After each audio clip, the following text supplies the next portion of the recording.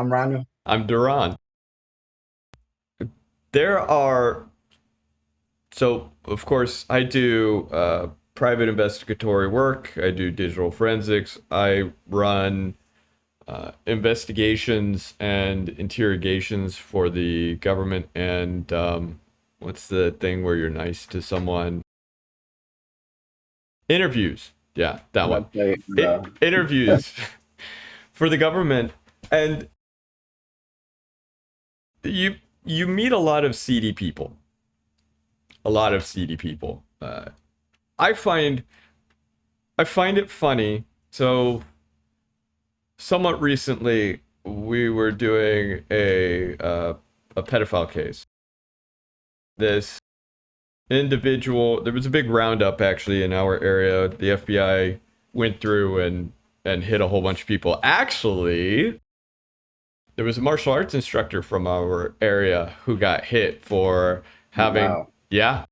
Now, the weird part about it is it was a woman. And what's weird about that isn't that women do it, it's that women usually don't get prosecuted for doing it.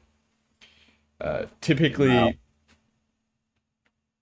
yeah, there's unfortunately a different attitude when an adult female has inappropriate relations with a male who's underage as compared to the opposite. And I wish that weren't the case.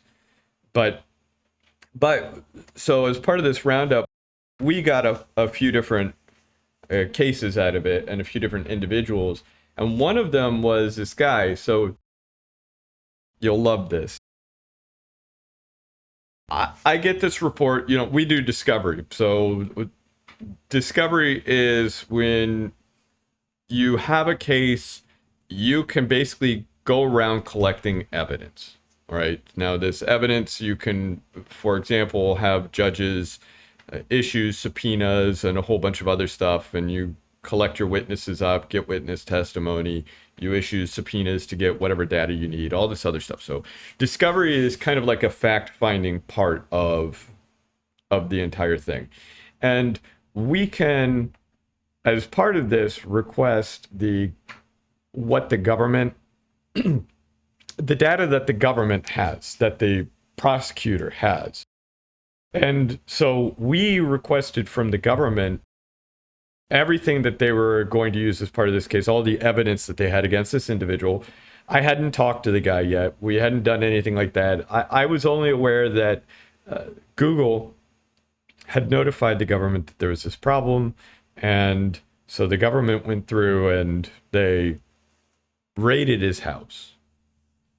All right. So the government snagged 5 different phones. Okay. Now, one of the phones was broken Hollywood style, where you crack the screen, you break the phone in half. Mm-hmm. It was a flip phone. So when you break the phone in half, you're just breaking the screen off, right? Mm-hmm. All right. The other phones were intact and there wasn't a problem. They picked up a whole bunch of USB devices, things of that nature. They went through and the government said that there were hundreds of photos on this phone, on the broken phone. Okay, but they weren't able to actually analyze the phone there. They actually had to take it back to the lab and analyze the phone at the lab because, of course, it was broken. And I'm looking at the report and I'm looking at the Google document stating all the different files and all this other stuff. There were, I think, 20 images and videos on the Google Drive. And the government had just gone through, just like Google, and used the hash, right? So the file hashes. They hadn't viewed the files. And I sat there and I said, look, someone's going to have to view the files because these are MD5s. And as you know, MD5 is prone to collision. Right? Yep. You can't use an MD5 in court unless you're ready to get ripped to shreds by the opposition. That's not the basis. So someone has to view these files and these videos. And I said, and it's not going to be me. The government is going to have to do it. The police are going to have to do it. There are many reasons for that. I've had to do it where you have to look at the images because I've done it for the government. And that's here's the thing. Everyone wants to do digital forensics until you've had to do a child porn case.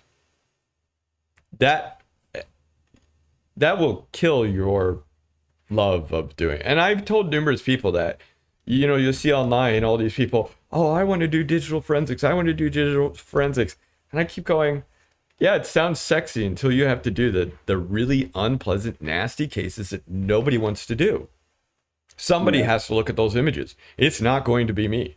I'm for the defense. I'm not looking at those images. That's the government's job. And the government can look at it and describe it. And I'm not going to argue with their description of the file. They can keep it, they can show it to the jury. I don't have to see it. I don't want to see it. I just need the data around the file. And by that, I mean, I need to be able to sit there and pull, in this case, all the Google logs to see when did the file get placed there? Where did it come from? How many times was it viewed? Was it updated? All of this other stuff. Well, I'm looking at these file names and I'm getting a little suspicious.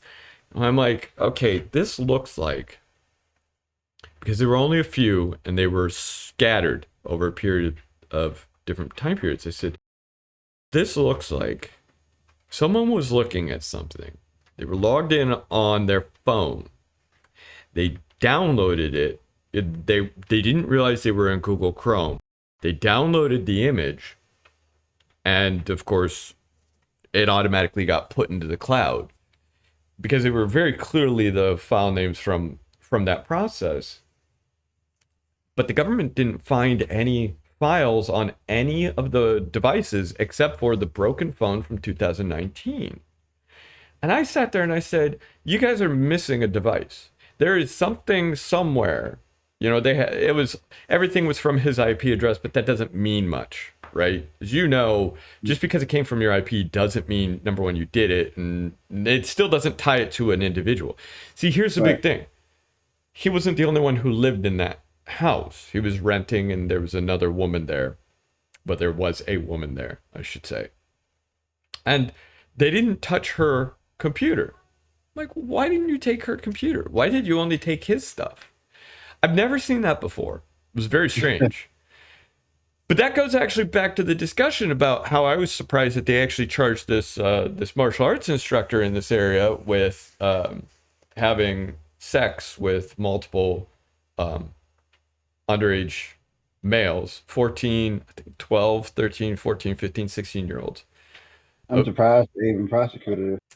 Yeah. Normally they don't get, like you said, they don't get prosecuted. Right. That's exactly right. Now, my bet is they are going to reach an agreement in her case, and she'll just get probation and things of that nature, which, again, is not the kind of thing you will see for males. And they get the book. They got to become sex offenders or get the book. I mean, I'm sure she probably might have to as well, but yeah, they get everything. Yeah, if she were a male, she'd be in jail. Why did that rhyme? If she was a male, she'd be in jail. but because she's a female, I mean, I've worked a few different cases involving both males and women and females who were the offenders, predatory males and females toward children, and the women always get probation. So we'll see how that one turns out. But I've never seen the government go through and do a raid like this and take only the devices that were supposedly his. Because who's to say that the computer wasn't really his and she just said it was hers and he just said it was hers, knowing that they wouldn't take it? Mm-hmm. It boggles my mind that they didn't get it. Anyway, the government went through and they hit the individual on a whole bunch of different counts and all this other stuff. And it was the guy's screwed. But what I found interesting was when we interviewed him. Okay, so this is the first time I talked to him after having seen the discovery. So having seen the government's report and going, it looks like he did this, and it looks like he wasn't the only one there who was doing this. And there are a number of reasons why I say that. But we talked with him, I mean, and I immediately, I mean, he was trying to lead me hard. Oh, have you ever heard of such and such malware? I'm like, yes. Oh, yeah, I think I got this malware on my phone, and that's why I got rid of the old phone. And these images must have come, someone must have planted these. We're like, well, okay. Who do you think planted these images?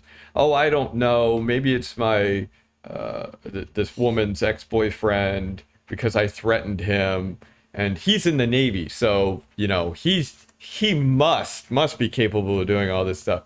Like, the man's in the Navy. He's far away. I don't think he cares about this lady.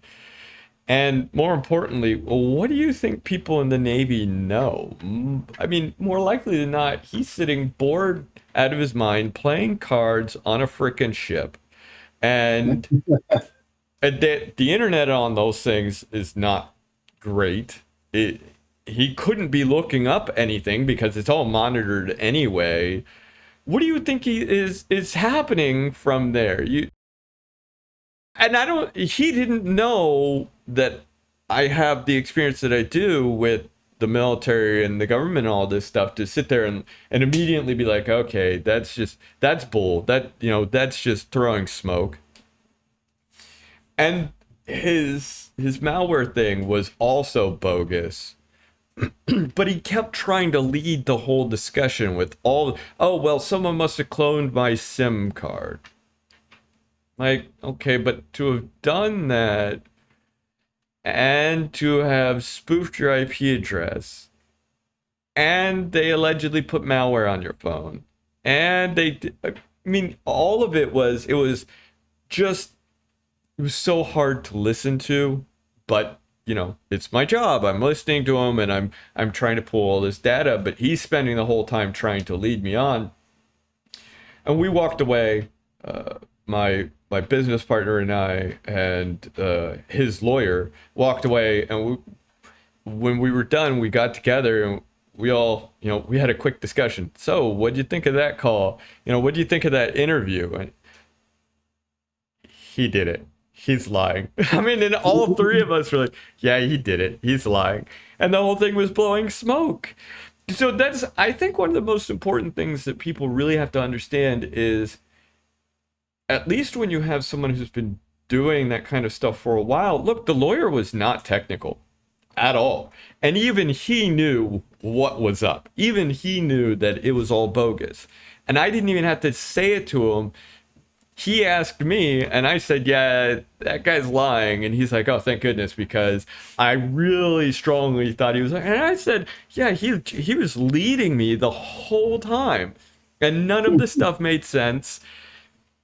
And like I pointed out, I said, and worst of all, the phone that they found that had all of these images was broken Hollywood style. And he's like, oh, well, what do you mean? And I said, well, you ever watch a movie and you've seen it, I'm sure.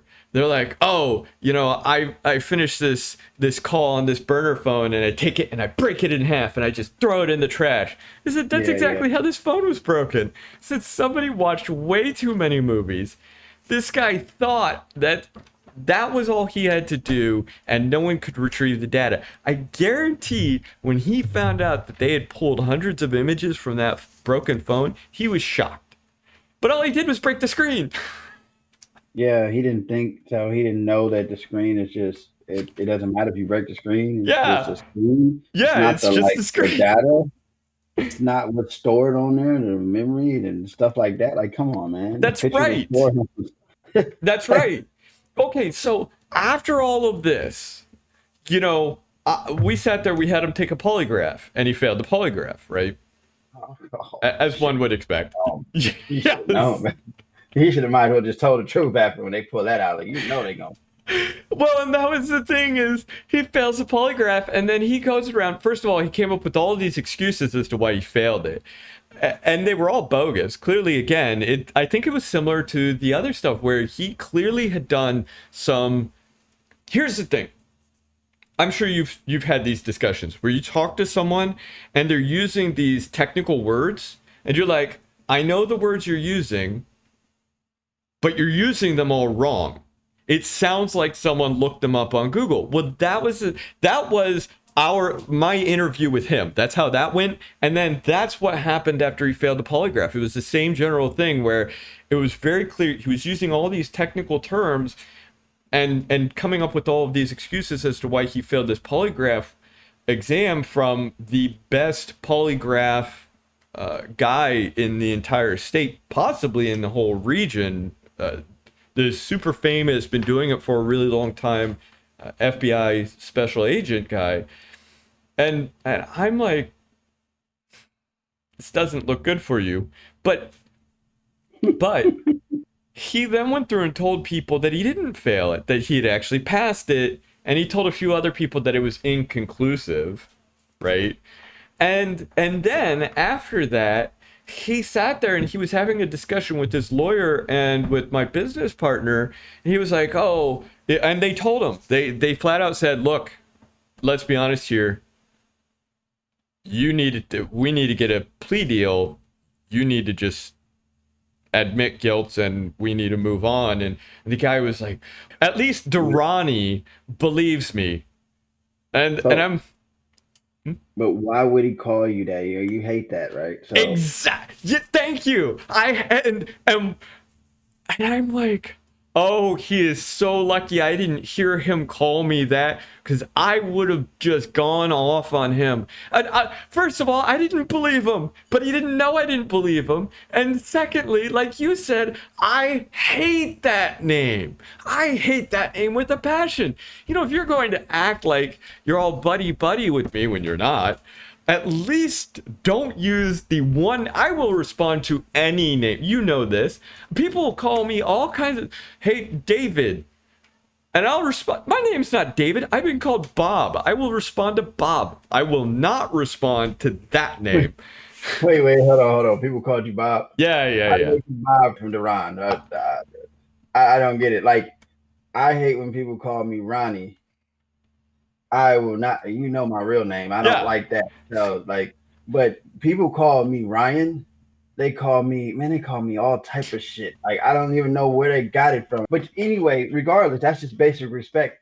No matter what it is, you should not call nobody a nickname, especially if you don't know them like that. You know, you call them by their name or ask them what they prefer to be called. Yes. You know, but that right there, I was about to say, did he not know you don't like that name? He clearly had no clue. And so that was the interesting thing to me is, so you will find in this line of work, like I said, I mean, you'll have to work with a lot of very seedy characters. Half the time you wonder if you're ever going to see the money that they owe you for your work. But more importantly, these guys, and males and females, a lot of them actually will try to lie to you and they will try to act like your buddies, and they don't see, like in this guy's case, he was so wrapped up in himself that he couldn't even tell that throughout the entire investigation, I didn't believe him after he started talking, you know? After I read the government stuff, I was like, okay, you know, this looks like it's probably him. It's questionable, but it could have, someone else was clearly involved, and I still don't know. But when I talked to him, it was, oh, this guy did it, you know? And I told the lawyer this guy did it. And then he failed the polygraph, and it's, oh yeah, this guy, you know, he did it. But he admitted that the woman actually was involved too. And that didn't shock me because I read the interview that the police had done with both of them. And I sat there, and when I read her interview, I immediately said, she's involved. Because of the things that she said in it. And I don't know why the police didn't pick up on it, but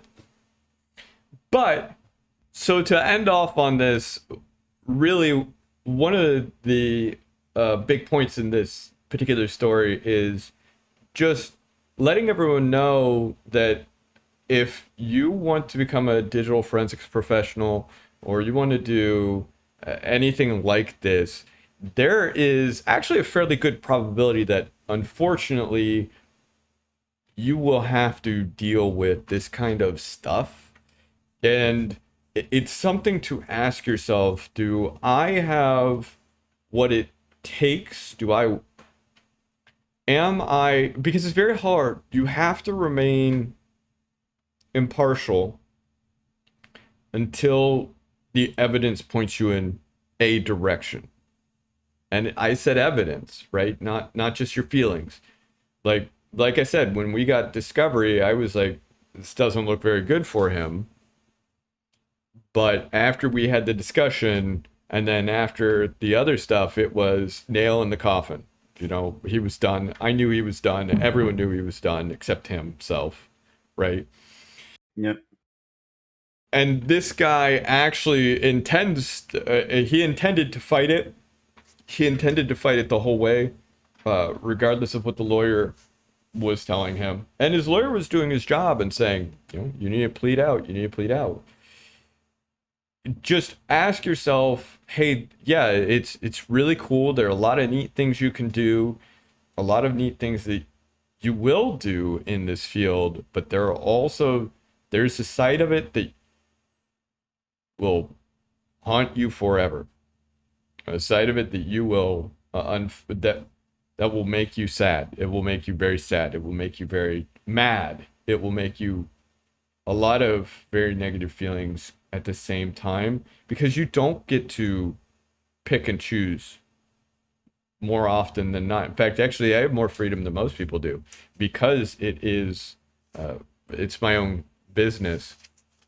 Most people, you're in a law firm, or you're working for the government, or you're in one of these other, maybe you're in a digital forensics company, and it's a major one. You don't get to pick and choose your assignments. And even in my case, I mean, I take them because the ones I take, it's because I believe that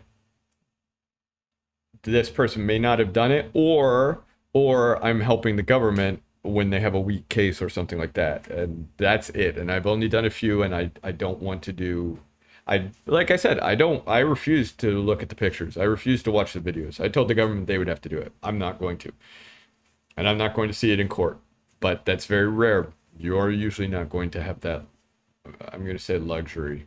But this will make you hate your job. It will make you hate your job. Yeah. Especially if you have kids, which is Roniel and I both do, and that makes it really hard to be impartial. Really, really, really hard to be impartial. Yeah. Well, again, just what he said, this is something to think about. And if you guys like, this episode tells from a digital forensic investigator, there will be more to come. Please like, comment, and subscribe down below. And let us know if you want more episodes like this one. I'm Roniel. I'm DaRon. And until the next time. Have fun.